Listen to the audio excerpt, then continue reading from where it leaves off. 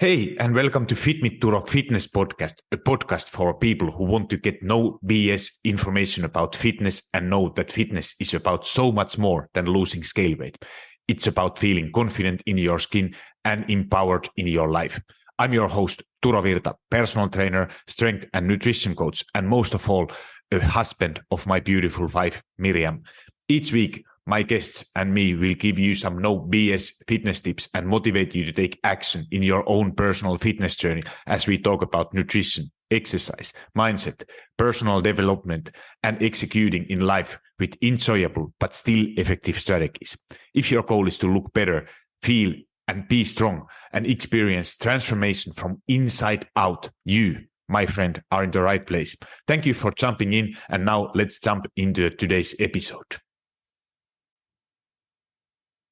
Hey, and welcome to this FitMitTuro Fitness Podcast. Today, I'm talking about meal preparation and how to stay track on weekends. But before getting into the topic, I just want to share a couple personal things as I today. To be honest, I don't feel like recording this podcast episode. It's Tuesday morning, very early, 7:30 a.m. and I didn't feel like recording this. But this is something like there is so much going on. Have been very, very busy weekends. I was with the women's national team in Riga. Didn't have basically any day off for the past 3 weeks. So there are a lot of things going on, and it's like I don't complain. I feel very, very grateful to be able to do all these things and really enjoying everything what I'm doing. So not complaining at all. Instead, I'm really, really grateful. But it's just that sometimes like you have a lot of things to do and you don't always feel like doing things what you know you should be doing or what promises you have made to yourself. So this is something for myself that I made a promise that I have to keep publishing one podcast episode every single week. Sometimes it's shorter. This won't be too long either, but it's kind of like a showing up, not aiming for perfection. And here I am talking to you, and now actually feeling very, very excited to share about these strategies, as these are some topics what in my membership coaching or we have been running that 8-week challenge, and I love to talk all of the people, like having back and forth emails, having some phone calls, talking in our Facebook community, and these are topics what always come, and I thought that this could be probably a helpful episode to talk about like a weekend struggles and meal preparation, as I find that those are very, very common struggles.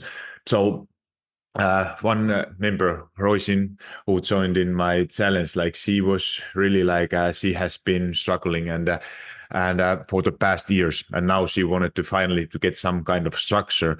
But her question was that cheat days on Saturdays, she always want to feel like that she's the Saturday is her day to go out with the friends, having some drinks, and then getting back on it. And now she was like, we had a long back and forth conversation over email, and she said that this is something like what most people, and she's not alone. This is very, very common struggle. And as you go for a weekend, like you think you are on spot on from Monday to Thursday, maybe even Friday until lunchtime, and then it's like that. Wow, now I'm it's kind of weekend, so I give a little bit more freedom, and this is something what most people are struggling. Like then when you hit that kind of weekend mode, that you are not allowing yourself to eat foods what you actually enjoy eating from Monday to Thursday or Friday even.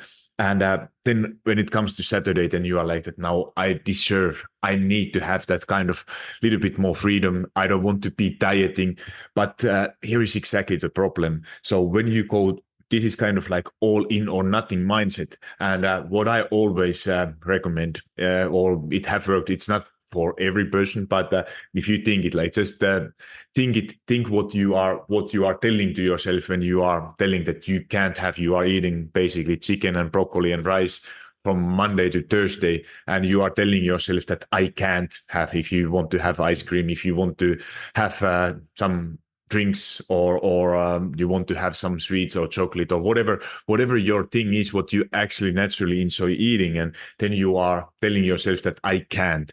And then when it comes to that Friday or Saturday, and then you are like that, now I finally can eat. Like you call it like maybe even a cheat day. And a cheat day, it's just a term what I personally don't enjoy using at all, because you are not cheating. Cheating is not something that you eat foods what you actually enjoy, because what is the point? You are not cheating anyone, but you are, because cheating is something, if you are married and you go to search some other partner, that is called cheating. But with the food, you can't really cheat, like because I call it more like that you are enjoying it a bit more.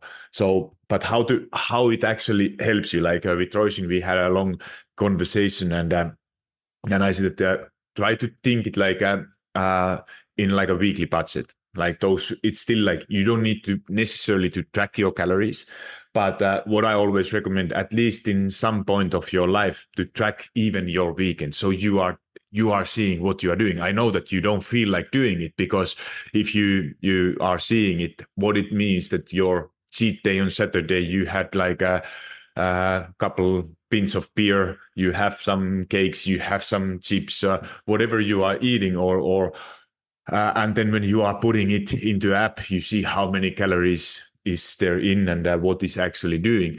So, but it's, if you do it once in even it's only one weekend, one Saturday, or one your cheat day that you are trying to, even you don't know it exactly, you don't need to use food scale or something, but just get the best estimate what you are eating. And when you see it, what it actually, how your cheat day actually looks like, then it's more likely next time when you are doing it like that, at least you give a little bit thought, you are more aware what you are actually doing on your cheat days.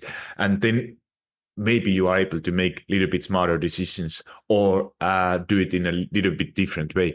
So Roisin's example was, or one, there was a test I remember that was in a last year, we had a long, what changed her life. So what was the strategy like that? We started to include these foods, what you naturally enjoy eating, for every single day, that it was kind of musting.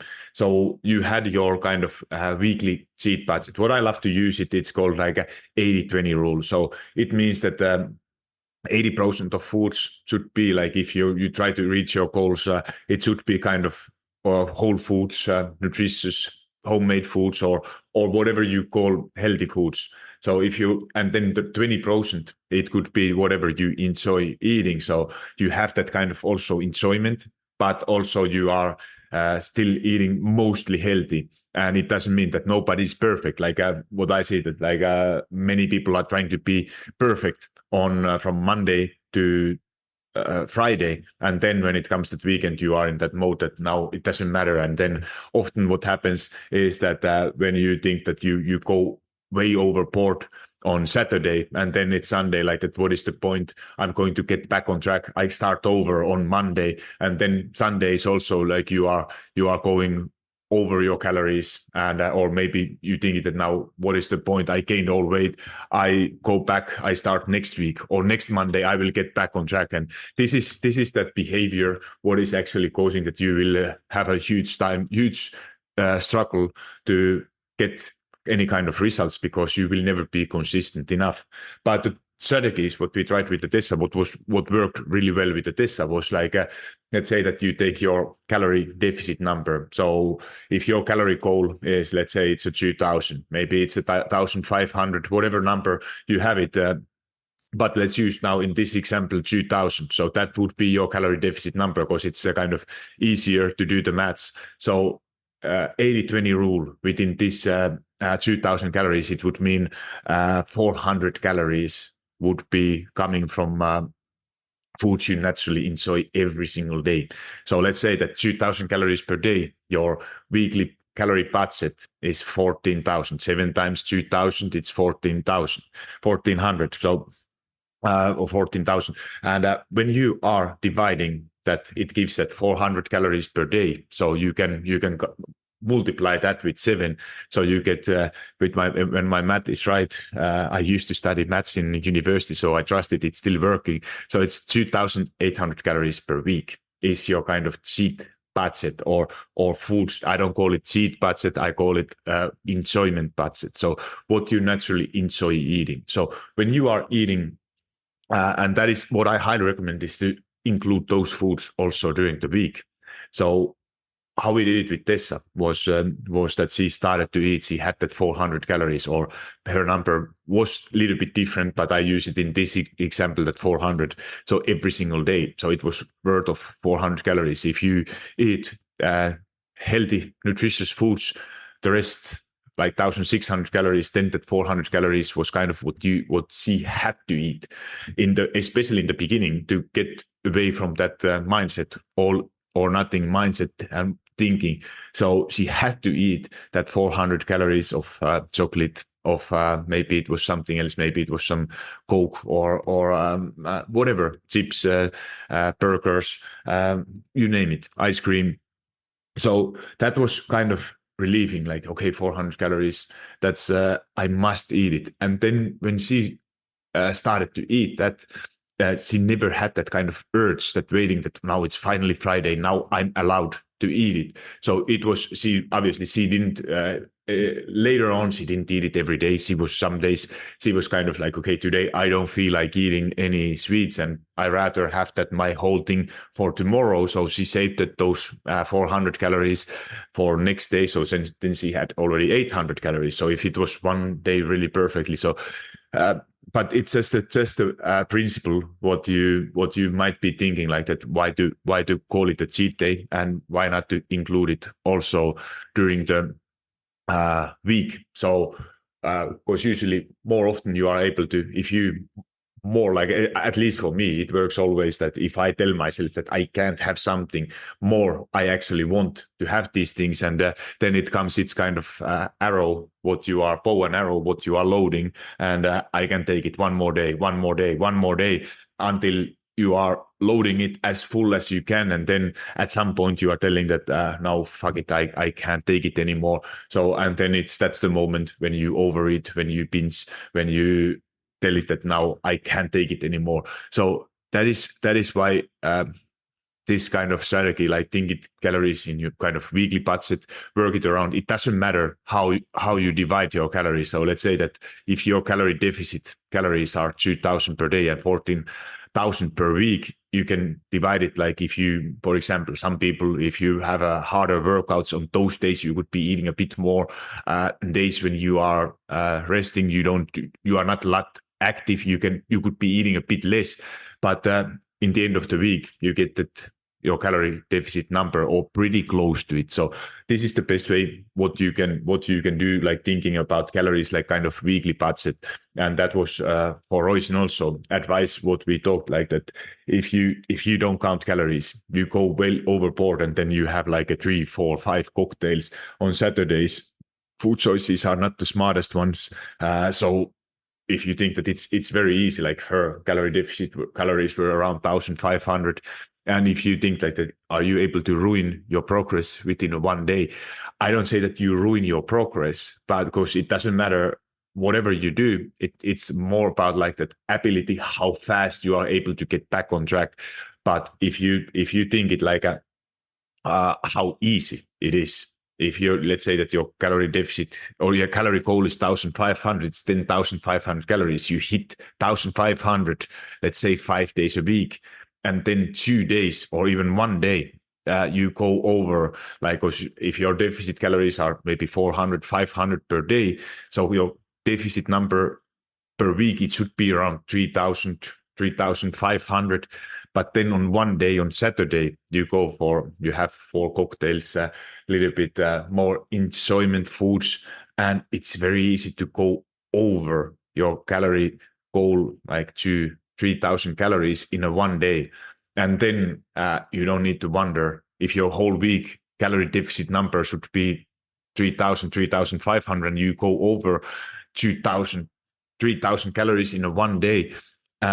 So even you are still in a deficit, that deficit number is very, very small. And uh, you don't have to wonder if you get frustrated that you are not making as quick progress as you think. So even you have those enjoyment days, have it kind of in a moderation, plan it ahead, what you are able to do, what you are allowing yourself, and work those things into your calorie deficit. So it doesn't mean that you can't do it, but it's just more about planning things ahead. Like if I think people who are doing it, like if you have, let's say, your calorie deficit number or your calorie goal is 2000, and then you know that you are going out, you're going to have like maybe you need 700-800 calories for that evening. So work it in, like it's possible, but it just needs some kind of planning a little bit ahead, and not telling that I can have whatever you want, because it's often that urge of having some kind of cheat day or something. It's not about like that. What makes it better? It doesn't mean that if you for your brain, it doesn't make any difference if you have a little bit, let's say, ice cream, or you eat a whole thing. In the end, what is like what studies are telling, like that you get that kind of dopamine and that feeling that you had already something just when you eat it even a little bit, and you don't need to eat that whole thing. It's just often why it happens that we end up eating the whole thing is that our mindset, when we tell that we can't have, and then when you are kind of breaking the rules and having it, then you are like that, then I can't have it tomorrow again. So why I have to finish? And that's the often point what I see, that when people who are struggling with overeating are struggling, that they can't stop eating it once they give themselves a permission. But like I said, that the trick to go to change this behavior is to start actually allowing yourself to have these things also during the week and on the other days. So there is nothing wrong if you have these things, but just learning, and that means kind of that moderation. So other thing is what recently my members loved it. Like we do weekly challenges every time. Like it's every time it's something different. Sometimes it's just simply simple things like drinking water, drinking or focusing on protein, doing some exercise, like or having some step goals.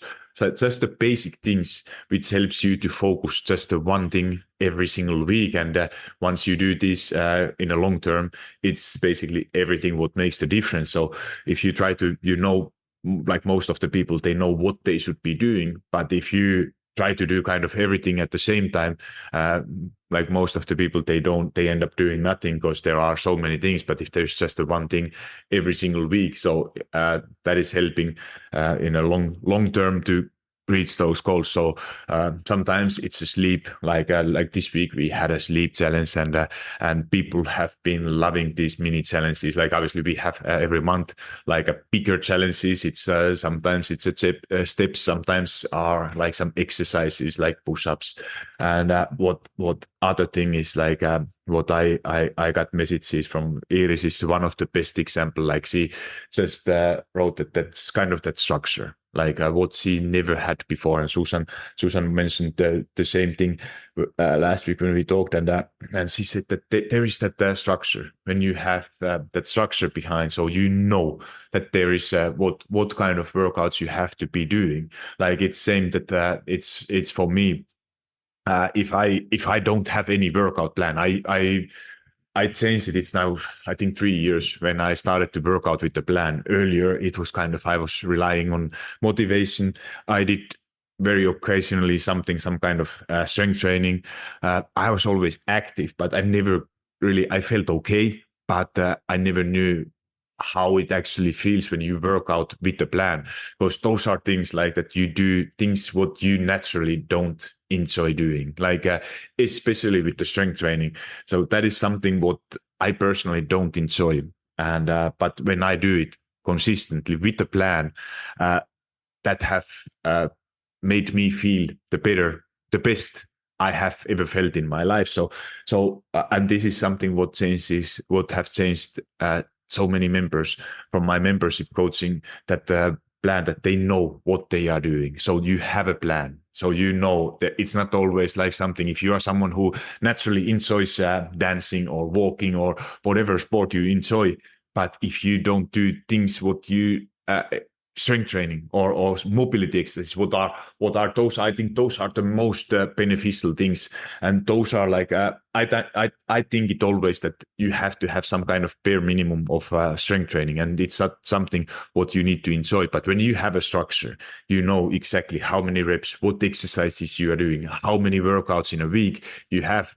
When you have your workout days, obviously you can move them around, but when you have that structure and you have a program, and that's why we change programs every 4 or 5 weeks, because sorry, that keeps things kind of interesting. And plus it gives you, like, if you are doing the same things over and over again, our bodies, they are getting used to things what we are doing. So longer you do the same things, more likely you are going to adapt with all things we are doing. So for example, strength training, if you start something, you have never done it before, you might be very you will see results in the beginning because it's something new, but longer you do it, more you have to pay attention on these details, changing your programs. Sometimes it means that sometimes you need to use heavier weights, doing a lower amount of repetitions.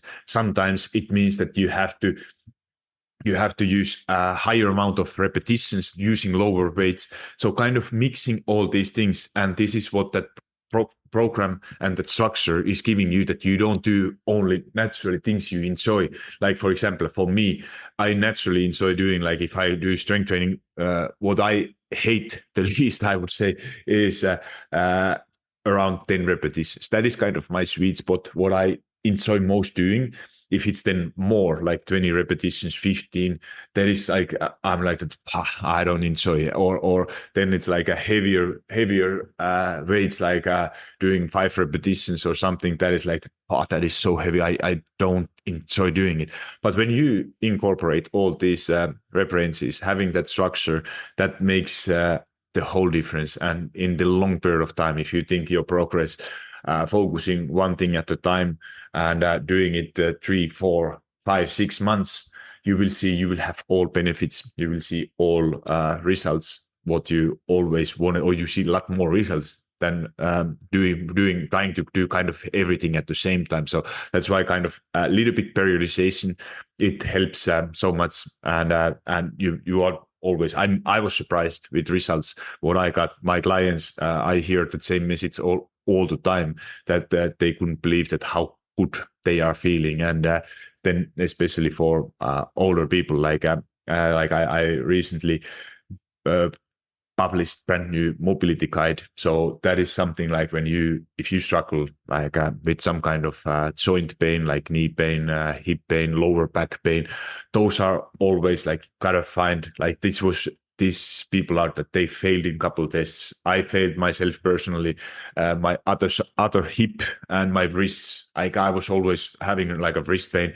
But now when I know exercises, what I have been incorporating, doing them past 2 months, and I already see like that I tend to avoid myself going like on a full push-up position. But now when I have incorporating them, like, I was like that, why I do the same things, I'm now able to do it pain-free. I don't feel any discomfort anymore. So it have improved so much. Plus all kind of exercises like a shoulder presses, everything.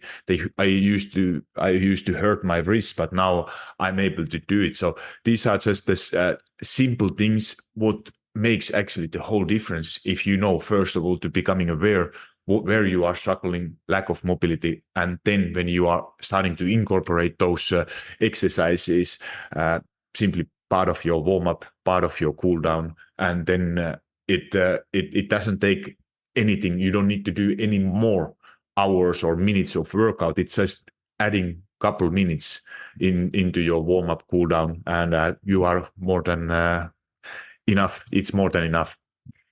So if you are interested working with me, joining our membership, I will put links to show notes, and I would love to see you inside.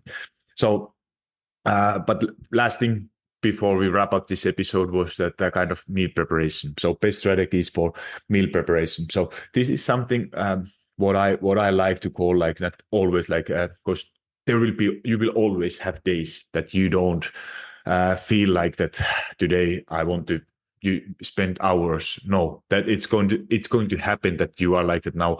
I'm home. I need to eat, and what I'm going to do. I don't want to spend not more than 5 minutes to my meal preparation. So this is something what I always recommend. I recommend you to have let's say 2 to 5 options, meals under 5 minutes. So what it could be that you can just go there, you get it out, you have those foods. Like for example, for me, my examples, it don't need to be these examples, but these are just what I enjoy eating in a times when I don't have a lot of time, and it's just a protein shake with I add it into my Greek yogurt or even in some regular yogurt. So a little bit protein powder on plain. If I have flavored protein powder, I can use it in a plain Greek yogurt. So I have even more protein. Mix it with some berries or fruits. That's my favorite to go, or even just some Greek yogurt with berries. You don't need to mix any protein powder, but just having that kind of snack. Then I love having cottage cheese. Cottage cheese is just something what I naturally enjoy eating. So I usually I either eat it plain or added some cinnamon. So cinnamon, it gives kind of, I enjoy that taste. Is just a good, so just some spices there. Then other thing, what I like some wraps like piadina. We have it here in Italy. So it's some source of carbs. I put there like some chicken, cheese, some like low fat cheese, and it gives or sometimes some tuna. So it gives some kind of like, I always try to think where to get my protein. So is there some protein? If I have some meal, what is the protein source on it? And a good way to do it is what my clients love doing is that they take one day in a week some time to prepare their protein sources, not whole meals, but just protein sources. So let's say that chicken is your protein source. So you cook it already on Sunday and then you store it in your fridge. So then you can add different flavors, mix it with different things. Sometimes you can eat it with the chicken. You can put it into your wrap. You can put it into your piadina. Some days you can make some rice with it.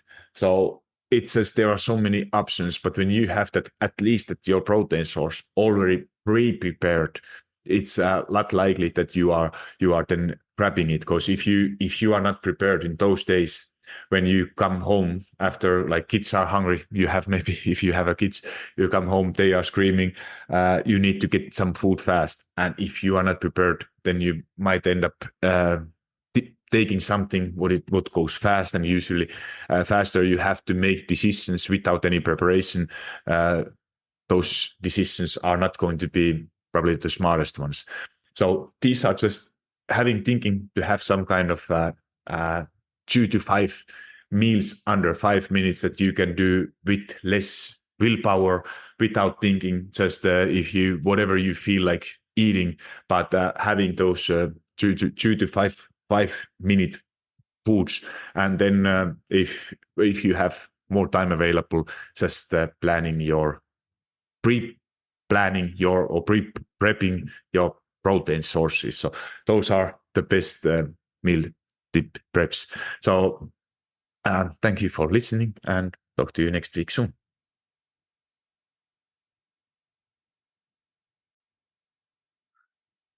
Hold up, friend. Do you love FitMitTuro Fitness Podcast? If so, the best way to say thank you is to subscribe to the podcast and leave a review on iTunes.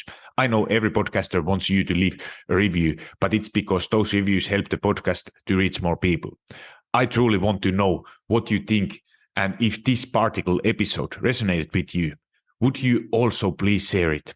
Either send a link to someone who you think will find it valuable, or take a screenshot and post it into your social media and tell your friends and family why they should listen it. Make sure you tag me so I can hear your feedback and give you a little love. And if you aren't already following me on Instagram or TikTok, that's the perfect time to hit that follow button. Thank you for being here and listening to FitMitTuro Fitness Podcast.